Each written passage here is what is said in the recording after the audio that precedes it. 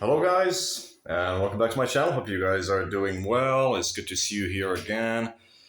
And we got another topic relating to gang stalking, the amazing phenomenon of gang stalking, which is making our lives like hell and miserable. But anyway, I hope you guys are doing well. I hope that you guys are fighting the fight and that you are not being, brought down by any of this nonsense. I hope that you guys can, you know, soldier up. And I decided to make this video to talk about a topic that I find really, really interesting. It's something that I find very, very interesting, and I think it has a lot to do with the gang stalking, which is basically how narcissism.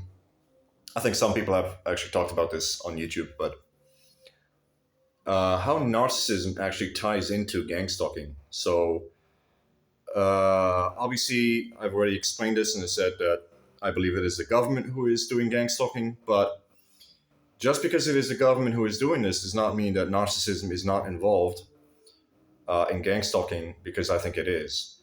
I think my belief is that a lot of the people that they use, the pawns, the agents, boots on the ground, the people that actually they send to follow you, the people that they pay to follow you in the streets and do this to you, the manpower, so to speak. These people are definitely, a lot of them are quite narcissistic or narcissistic, sociopathic, psychopathic. But guys, it's all the same thing, because in the end, psychopaths and sociopaths are narcissists. It's all on the narcissistic continuum. It's the same disorder. Well, it is not the same disorder, but it's on the same continuum. So, of course, psychopathy is different from narcissism, but psychopaths are narcissists. I don't know if you guys are following the logic here. So, a lot of the people, the foot soldiers, the pawns who do these things to you are narcissistic. They're narcissists. And basically, when you look at these people, if you want to try to understand the psychology of these people, like how do they think, what goes on in their minds, I think you're going to start to understand why they behave the way that they behave, ways which, to the targeted individuals and to regular normal people as well, seem completely, crazy, completely nuts, completely crazy, completely off the rails, not normal. You know what I mean, right? Cuckoo banana. And I want to segue into a little thing. I want to give you a little story.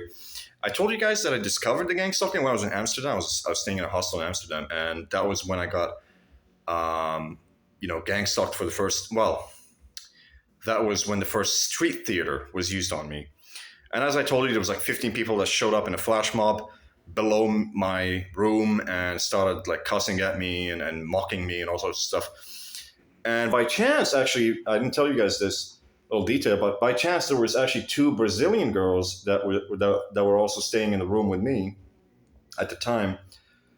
I remember one of them was a gorgeous brunette. Her right leg was broken. She was wearing a what do you call that? Oh, damn, the word escapes me. A cast. Sorry, a cast. She was wearing a cast on her leg because it was broken. And anyway, the two girls, they looked at what was happening outside, and then they looked at me, and then I looked at them, and I was like, "You girls hear this? Did you guys hear this?" And they went, and guys, they were like, "These people are crazy." That was their reaction. They were like, "These people are fucking nuts." They were shocked, actually. So, guys, don't think that everybody is in on it when it comes to gang stalking. It is not always the case. Not everybody's in on it. There's a lot of normal people that will see the gang stalking and be like, what the fuck is going on? They might not say anything. They might not do anything. They might just move on and go on with their lives. They probably don't know what is happening. They don't know that these people are coming here to target me and all that kind of stuff. But they definitely notice something weird is happening, and these people are completely right. Anyway, back to the initial topic is that these crazy, narcissists. You have to understand the psychology behind what they're doing. And narcissists are people who have a very weak personality. It was actually discussed by a lot of psychologists and a lot of psychiatrists, actually. There seems to be actually agreement in the psychology, psychiatry field that the narcissistic personality is actually one of the weakest personality types out there because I don't know what you guys know about narcissism, but narcissism is basically a compensatory mechanism. It's a compensation mechanism. Basically, these are individuals that were not loved by some of by their parents, and they were abused and traumatized. And in order to protect themselves in a world that they see as being very harmful or out to get them or hostile, they formed a shield around their soul or their mind called narcissism. And it's a very weak defense. It doesn't work for obvious reasons, because when people behave the way that narcissistic people behave, as in perpetrators, I can't imagine the amount of trouble these people are getting into on a daily basis. Yeah, in their interactions with people, with society, with everything. I mean, guys, remember this. You're only seeing the tip of the iceberg. You think these guys are so tough or whatever because they're like following you around or harassing you and calling you names, but you don't see the full picture. You don't know what these people are, what their lives are like on a daily basis. You don't know what kind of shit they go through. Their lives must be worse than the targeted individuals to begin with. So, guys, that's how it is. But let's delve a little bit deeper into the narcissistic personality and what it is, and what are the motivations and how that ties into the gang stalking. So, narcissistic individuals, one of the things that they crave the most is to control the people around them. Narcissists want to control people around them. Of course, they believe that they are the best. They are grandiose. They believe they are the best, and that the rules that apply to other people don't apply to them, so they have more rights than others, and they can basically get away with anything. That's the kind of mentality that they have. And of course, it's the mentality of a child, of a petulant child, a toddler, a 3-year-old. Literally, when you're dealing with a narcissist, you're dealing with a 3-year-old kid, that happens to be in the body of an adult. They might be 25 years old, but they're thinking, they are mentally at the age of 3, which is kind of funny, right? It's very comical. And that's why a lot of people laugh at narcissists. Narcissists usually do eventually become the butt of a joke in their lives. And you guys, if you wanna like delve into narcissism and want to find out more about narcissism, look up this expert called Sam Vaknin. He has actually posted a lot of very precious resources and research on what narcissism is. You can check him out on his website. And of course, he is a writer of many books. Anyway, so yeah, narcissists are like petulant children, and they have a very weak personality. And what they crave the most is control. They want to control people around them. They want to have the control over others. So what happens with gang stalking is they're gang stalking you in order to assert some kind of control over your life. Obviously, the tactics that they use is scare tactics. So if they can scare you, intimidate you, and put you in constantly in a defensive, that way they can kind of like enslave you, right? Because people who are afraid are easier to control and enslave. If you think about all those slaves that existed in ancient times, when people had slaves, the reason why the slaves were slaves is because they're afraid. Because if they revolted and tried to disobey their masters, they would get lashed, they would get punished, they would potentially be killed. So, there is a reason why slaves remained as slaves, because their masters would basically torture them and abuse them.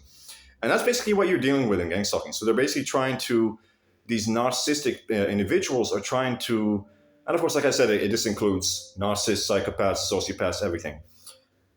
You could technically also include borderline if you wanted to, but Borderline is a little bit different, but anyway, um, these people want to enslave you. They want to control you, and when they fail to do so, if you have a strong personality and you resist and you stand up for yourself and you refuse to be controlled, as any honorable and dignified human being would do, they get angry.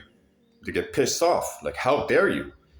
How dare you not allow me to abuse you and to control you? Basically, that's how they're thinking. And that's where all this acting out comes from, this gang stalking, them following you and honking the car at you and being very aggressive and shouting, hurling insults at you and stalking you and harassing you and all this kind of stuff is basically payback. It's like, fuck you, why don't you allow me to control you, bitch? Sorry about that. you know, you're gonna pay for this. Obviously, for any reasonable human being, this way of thinking is completely, woo, what? You know what I mean? That's completely whack. That's completely nuts. Nobody thinks like this, right? But narcissists do. Narcissists think like this.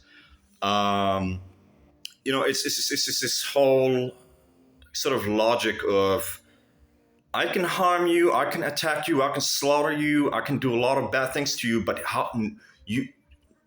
No, no, you don't dare do anything back to even don't stand up for yourself. Don't stand up for yourself. Don't protect yourself. Don't stand up for yourself. Just take it and shut the fuck up.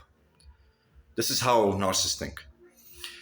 Obviously, oftentimes, this attitude from narcissists leads them to get shocked and surprised, because I think most people are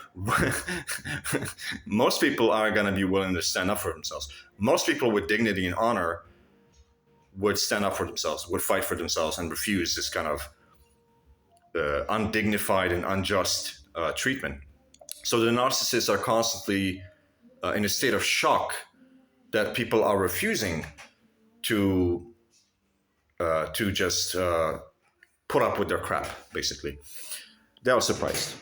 And they are always like that until the day they die. But yeah, so they have this mentality that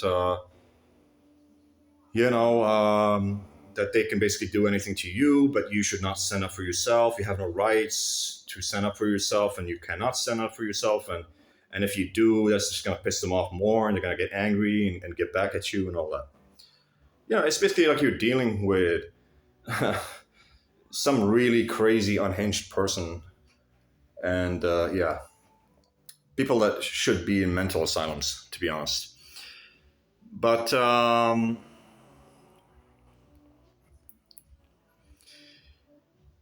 so this is just very interesting about the way that narcissists work and their personality. I mean, where all of this comes from is basically that narcissists have a problem with their ego. So they have a difficulty. I mean, although they believe themselves to be they are grandiose. They believe themselves to be superior to others. But deep within the core of themselves, there's a weakness, there's a fragility, a vulnerability, a shame, a deep-seated shame, which gnaws at them. They can't deal with it. So they have difficulties modulating or regulating their ego functions. So most people who are healthy have a strong ego, don't have difficulties regulating their ego, but narcissists do actually have difficulties regulating their ego, as in their self-perception and self-esteem and self-worth and all that kind of stuff. So how do they regulate it?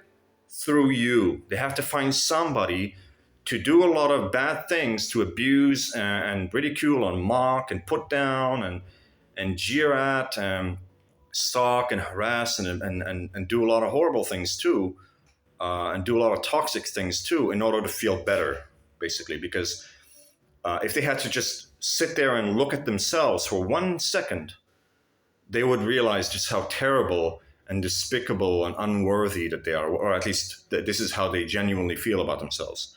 I hope this is clear to you. So this is why, if you think about all these, people, a lot of people say, oh man, that person was a total energy vampire. That's what a narcissist is. They're energy vampires. They come and they suck your energy and feed off of your energy because they have no energy. They have nothing inside of them. There's an emptiness inside of them. And that's why they have to come and cause all this drama and toxicity to just suck your energy because they have nothing inside of them. That's basically the reason. Basically, right now, I am actually living with a person like this. I'm constantly fighting with him. He's my neighbor. He lives like right next door. And the guy's a fucking asshole. The guy's a fucking asshole. He's constantly coming and creating problems and accusing me of things that I haven't done and just trying to pick fights and being very nasty for no reason. And then, of course, when I stand up for my rights, I stand up for what is right and dignified for myself. He gets angry and starts calling me names. And that ends up with me calling him names back. And then we're just fighting with each other. And I just tell him, you know what, go fuck yourself, man. And we've actually multiple times, we were very close to coming at blows because I've really, really been wanting to punch this guy in the fucking face. I just want an excuse to punch this guy in the face. I know these fucking narcissists. I know what they think like. I know what's going through his mind. I know how he thinks. And I want to see him humiliated. Because these fuckers, they deserve it. They need somebody to come and show them reality, When that motherfucker gets punched in the fucking face and he's going to have his fucking face full of blood and he's going to be on the fucking floor, he's going to think twice about, what he's doing. And the fact that he thinks he can like mess with people mentally and play mind games and all that kind of shit, like a woman, basically, And actually, this needs to be talked about. A lot of this is quite funny, guys, but a lot of narcissistic people are quite effeminate. They're quite effeminate. There is proof that a lot of narcissistic people have a tendency towards homosexuality. Basically, they're just a bunch of faggots. Excuse my language. And I don't like faggots. I don't like the LGBTQ. I don't like homosexuality. I am straight, and I don't like, faggotry and homosexuality. So that's the way I see it. So a lot of them are like that. They're just pampered little bitches, and they're faggots too, and they're gay, and they're effeminate, and they think and act like women. That's basically what they do. Now, typically women acting like narcissists or being narcissistic is much more socially acceptable because you kind of imagine, you have this like picture of a woman, sort of go into a room, looking at herself in the mirror and doing makeup all the time. Women are typically quite self-absorbed and care only about themselves. And of course, women tend to behave in ways which are quite toxic. I don't know, if you're a dude, like I'm sure you dated women, I'm sure you've slept with women. Excuse me. I'm sure you dated women. I'm sure you slept with women. You know how toxic they can be. You know how much drama they like to create. And you know how, like, as a dude, you just want peace and you just want, like, and the woman is like, this is well known in every culture, right? But anyway.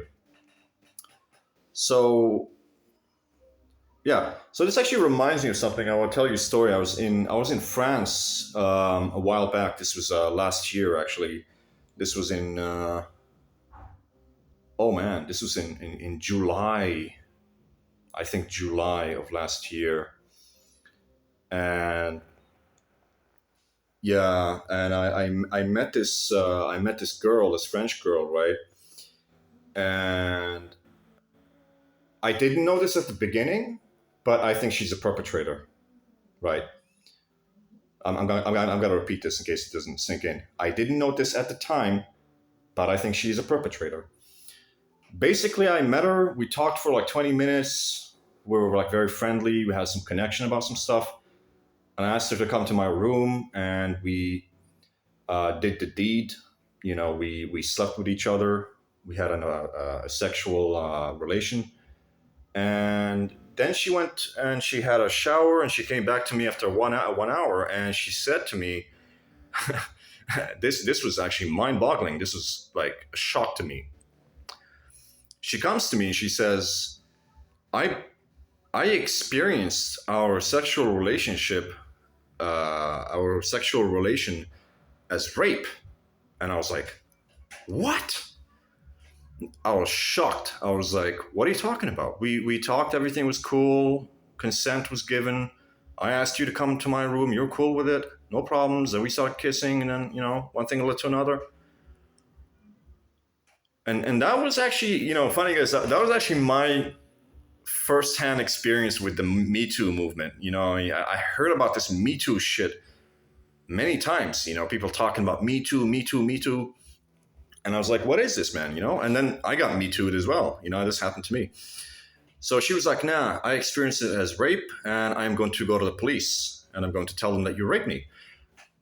I was like, whoa, are you serious? And she was like, yeah, I'm serious, this and that. I said, you know what? I can't stop you. There is nothing I can do to stop you from doing this. But, I did not rape you. I didn't do nothing to you. I am innocent, and you know this. And I am going to give my version of the story to the police.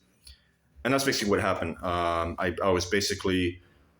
was forced to stay in France for 2 months because of the police auditions. So because of the police auditions, I had to remain in France. I couldn't return to Germany because of it until a verdict would have been given, whether I would be sent to jail or innocented or whatever. So yeah, I had to do that a couple of times. I had to show up to the police, and they asked a lot of questions. I was lucky that I actually that I was given a really good lawyer, and he did his job formidably.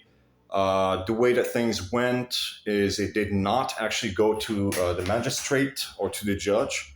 So I did not have to do a session in court.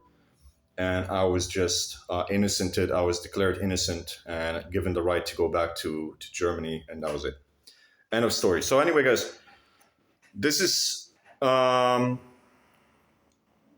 I'm telling you this story is because you have to be careful with these narcissistic people. Like I said, because I'm talking about narcissism, I'm talking about gangstalking. You don't necessarily know who you are dealing with until X, Y, Z starts happening. And then you're like, oh shit, but then it's too late. This is the problem. So be very careful who you hang out with. Be very careful who you get close to until you know a little bit more about that person. And if you see any red flags in that person, stay away, because only trouble is going to come from it. Because if you end up, getting close to somebody who is a narcissist or a sociopath or a psychopath or any one of these personalities, and they have an axe to grind against you and they want to punish you, or they have some fucking mental problem and they want you to be dead or they want you to go to jail, you're gonna have a lot of problems. You know what I mean? But yeah, so back to the topic. I'm not gonna waffle too much about this, but basically most of the pawns, most of the foot soldiers who carry out the gang stalking assignments, they are definitely narcissistic people. And they thrive on abusing and putting down and harassing other individuals. And they like to live in this kind of toxic life. And I explained why that is. It's because of an innate level of shame that they have and this weak personality that they have, that they cannot regulate their ego and need to abuse others and put them down in order to feel good about themselves. But also it ties into the fact that they're trying to control you. They need people to control to feel good about themselves. And of course, if you refuse to be controlled, then you're going to get targeted even worse by them, because they're going to be angry that you refused to be their slave. And yeah, that's basically the psychology of narcissism. I'm sure there's a lot of things I could probably talk about. Narcissism is a very, very big topic, but this is some of the main points as far as it relates to gang stalking. Because narcissism is a very, very deep topic that has loads of information. Millions of books have been written about narcissism. So this is just the major points as far as it relates to the character traits of the people who are carrying out the gang stalking. Anyway, guys, I hope that you learned something new today. I hope that you come out of this video with something of value that can help you in your lives. And I'll see you in the next one.